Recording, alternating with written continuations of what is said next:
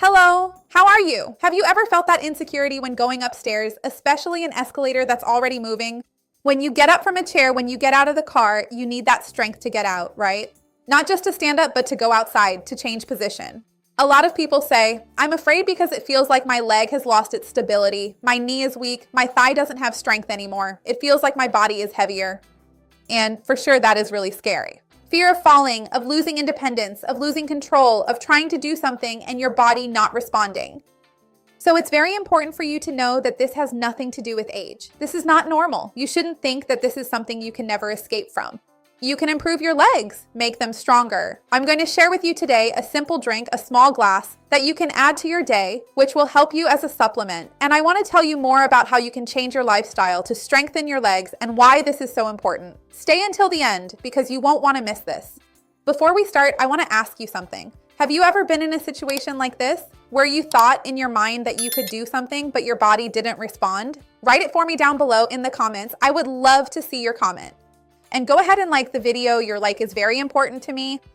And if you know someone who is going through this phase and needs help, share this video. Let's expand our chain of kindness together. It's very important for us to understand why this is so common in people over 50 or 60 years old, why so many people start to lose strength in their legs as time goes by.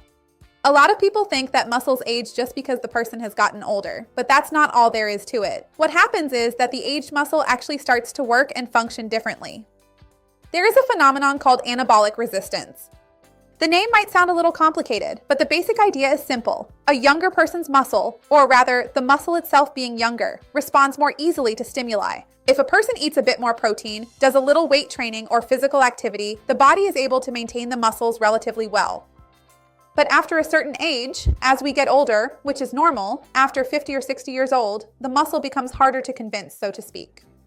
It's as if it needs a stronger stimulus to stay strong. In other words, the same diet that used to seem sufficient for you now can no longer sustain your muscle mass. Not to mention that many people, as time goes by and they get older, start changing some of their eating habits.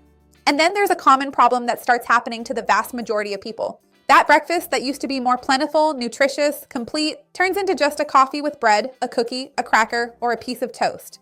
Sometimes it ends up being just black coffee, which I know some people do. At lunch, sometimes just a small piece of meat because it feels too heavy and the person can't eat it.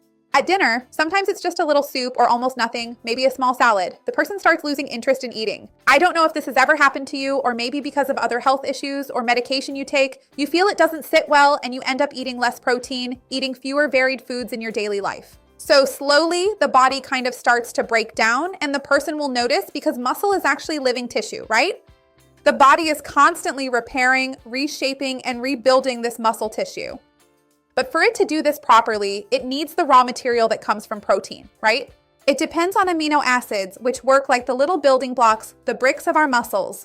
And there is one amino acid that is especially important, which is leucine. Leucine acts like a switch that signals the muscle. You can keep growing, you need to stay strong. And many people over 60 end up consuming too little protein throughout the day, or they concentrate small amounts at key moments.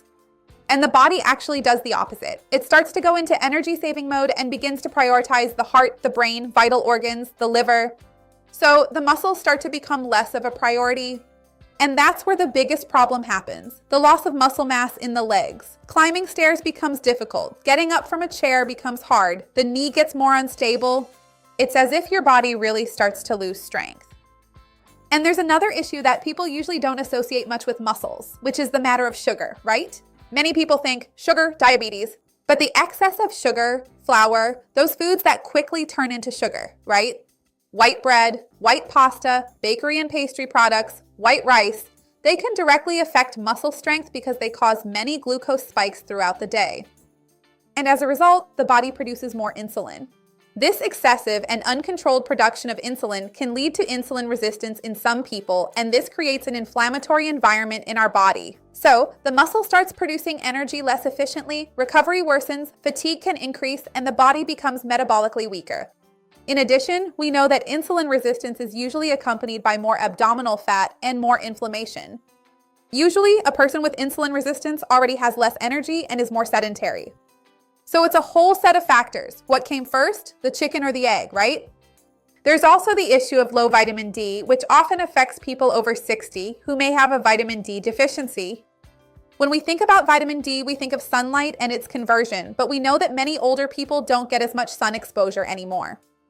Besides that, you can't always count on sunlight because we live in indoor environments. Unfortunately, we don't live in a park or on the beach all day. So remember that good sources of vitamin D are eggs, the yolk of eggs, fatty deep sea fish, but for many people it may be necessary to measure their levels. And see if you need supplementation with your doctor or with your nutritionist, because its deficiency can cause more muscle pain, difficulty walking, a feeling of weakness, and more physical fatigue, okay? So this is a very important tip. I thought about a recipe, something you can start adding to your daily routine to make sure that metabolically you'll have available some of these nutrients that can help your muscles as a complement. So you can make this drink using kefir or natural yogurt, especially because in addition to already containing protein and calcium, which are good, we know there is a synergy between calcium, bone, and muscle, right?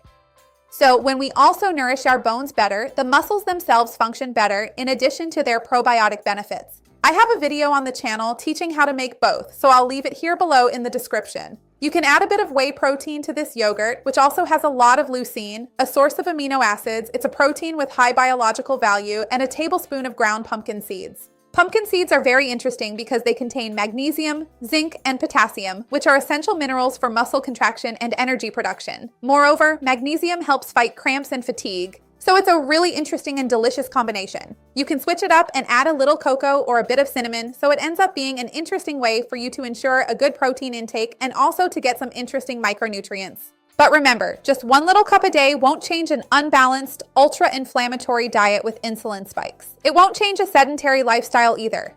If you want to strengthen your muscle mass, you need to do targeted strength training. So look for a physical education professional to guide you if you've never trained before, to know whether you can do it or not, and how to do it safely so you don't get injured.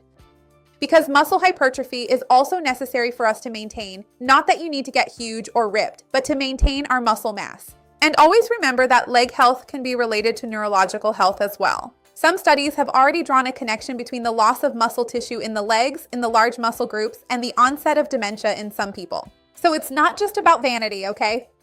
It's mainly about our health.